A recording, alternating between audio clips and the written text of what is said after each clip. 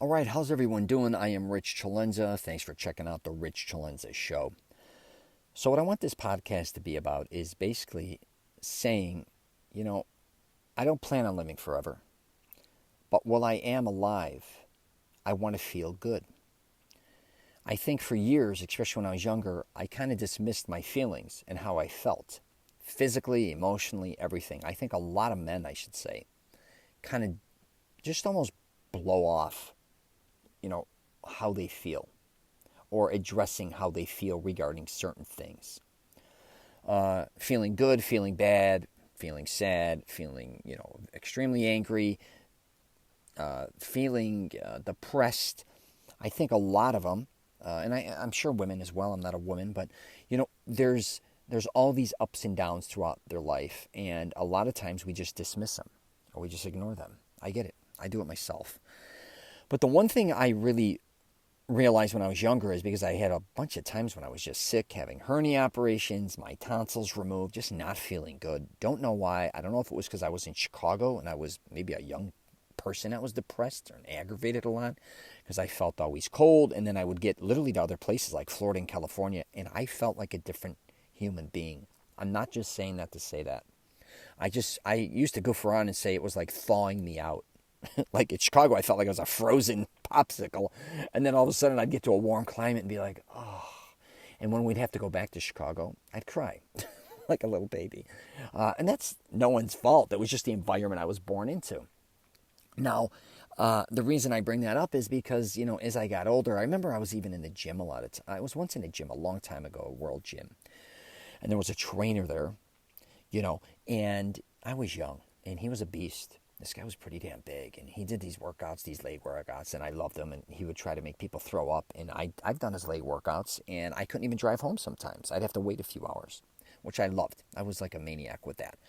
But all he used to kind of scream to his clients was, I wasn't a client, I would just work out with him. He would scream, how do you feel? How does that make you feel? I'm like, God, who cares about our feelings? I mean, I'm in my late teens. I'm like, how do I feel? I feel like my legs are going to explode, And then the next day, how do you feel? Because he was a foreigner with a funny, like a cool accent. I don't even know what part of the warrior it was from. And I'm like, I can't walk. He's like, dude, you feel it? I'm like, yes. He's like, but how do you feel?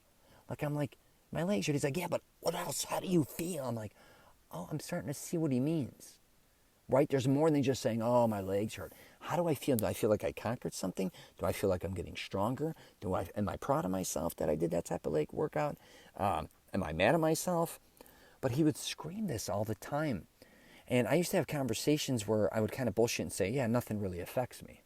Oh, that happened? Who cares? Oh, that happened? Who cares? I don't care. That has nothing to do with me.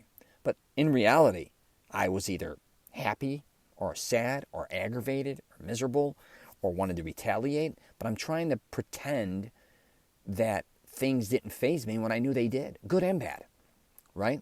Because you're like a dude. I don't know if or maybe it was just my environment I was programmed in.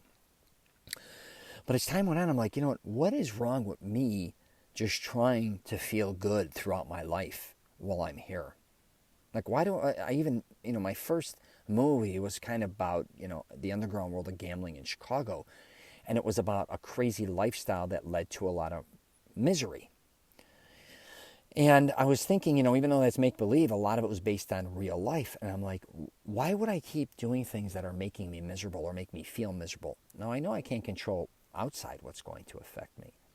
But at least let me try to control what I can do to make myself happy and others. And I think after I got divorced, really, because I think, too, I was very self-centered in the point where I thought that whatever I accomplished and whatever I could do even financially would make everybody else kind of happy, which made me feel good.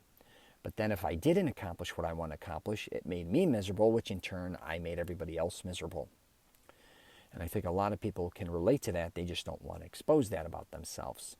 I realize I can, and believe me, I'm not some happy-go-lucky guy walking around saying everything's great in the world by any means, but I just want to feel better instead of miserable. I want to help people if I can, make them feel better or accomplish maybe what they want to accomplish. It's genuine. It's not some bullshit thing. When I go to bed, I remember, for years I'd go to bed mad, or I'd go to bed anxious, like, I got to make more money. I got to do this. I got to buy this. I got to accomplish this. If I don't do this, that'll happen. I'd wake up and almost be like a horse out of, like getting ready for a race. I was so caught up with so many things for so many years. Was I happy? Yeah, a lot of times when you're sitting at dinner, of course, with your friends or it could be your girlfriend, your wife, whoever you're dating, or you're gambling in certain things you're doing that are fun for short spurts, kind of. But for the rest, throughout most of the day, I was I was angry. Or I was always like, enough was never enough. And I wasn't helping myself by any means. I was actually, in my opinion, hurting myself. Because it was never enough. I never usually felt like I had enough money, or I had enough possessions again, or enough a certain lifestyle. Like I was not I wasn't really happy with all the things I even had. I was more mad I didn't have more, which makes no sense, especially because I didn't come from a lot of wealth. My mother did the best she could.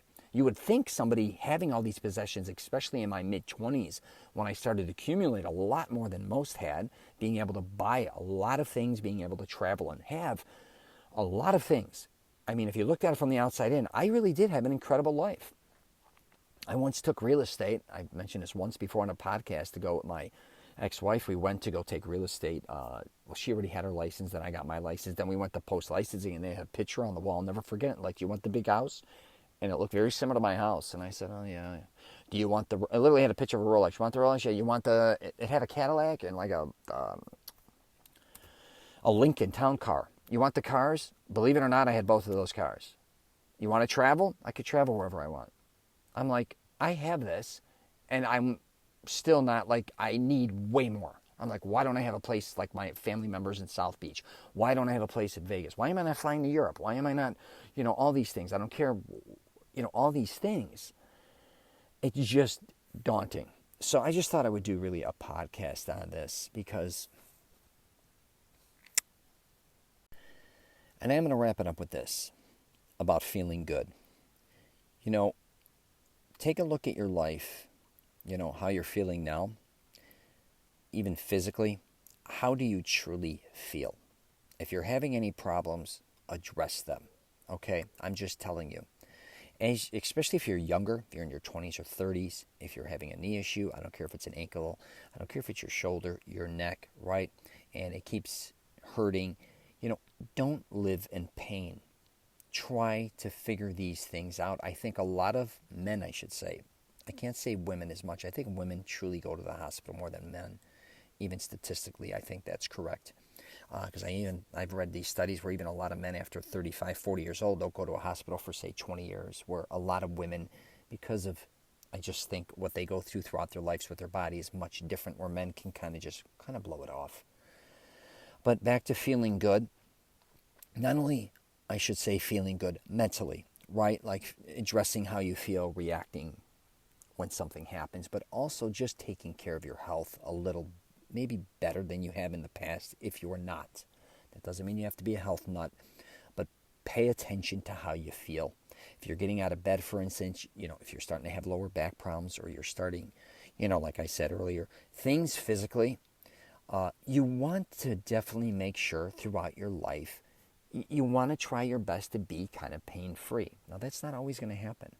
Most likely, we're all, I think, as we age, we're not going to be somebody who's indestructible. We're all going to probably have to deal with something, most likely. It could be an illness. It could be, just anything. But please pay attention and don't neglect your health. I'm telling you, I know a lot of times I throw fitness into this, but I felt when I started to take care of my health at a higher level, I felt so much better than even, when you're younger, people always think, oh, you feel great because you're indestructible in your teens, you're a teenager and all those things. I felt like a piece of shit. My lower back, knees, everything hurt. In my 20s, I started to get too heavy and too big. Now I went the other way. I took something healthy, unhealthy. I feel better now in my 50s than I probably do. I say in my 40s, I probably felt my best, but it was interesting because in my 40s, when I got down to a certain weight finally and worked out consistently, which I always did, I felt better than I did in my entire life. And I started working on things that I know that I needed to improve as far as strength, and I also avoided things and not hurt myself anymore as well. And I don't think a lot of people do that. It's not just about, for instance, staying in shape. It's also about making sure you're doing things that make you feel good, that are making you healthy. Even if you have certain issues, you work around them. Don't get caught up in them. And I'm kind of going through that. I'll just give you one last example. Squatting. I've squatted for so many years. A lot of heavy weights. Now it seems like I'm going less and less and less. Yeah, I'm not nearly as strong in my legs. Sometimes I'm almost embarrassed compared to the weight I used to use. But it's not only about my knees, it's my lower back for some reason. And I've also lifted heavy back weights for many, many years. So the way I'm doing things, the type of equipment I have to use, how deep do I go, how do I do them, how many reps, all these things, because again, I may be able to do legs and then for 2 days I feel like shit, my lower back. Or I'll go do legs and then I'll go do back and I'll pinch a nerve and I can't move for 2-3 days. Again, pay attention to how you feel.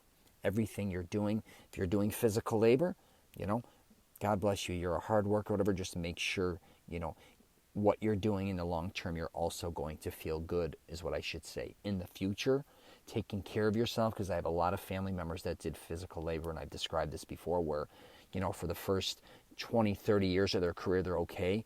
And now that they're in their 50s, a lot of them are destroyed. Now, I know that that was their career, and that's what they chose to do. And I'm not telling them that they were wrong. But maybe there are some things they can do now, right, to prevent in, say, 10, 20 years. So they're not at the point where they can't even get out of bed, hypothetically, or walk for long periods of time. So please pay attention to how you feel. Listen to your body. It's always talking to you. All right? All right, I'm going to wrap it up there. If you want, check out my YouTube channel. Even though I haven't been putting up any videos, as far as just besides the podcast, I got a lot of videos on there regarding fitness and different things to try to help men, and women can listen to it too, regarding fitness, hygiene, wardrobe as well. And really, if you like this type of podcast, there's other podcasts that are very similar as well. All right? Just go to richcelenza.com or just Google my name. All right? Take care, and I wish you nothing but the best.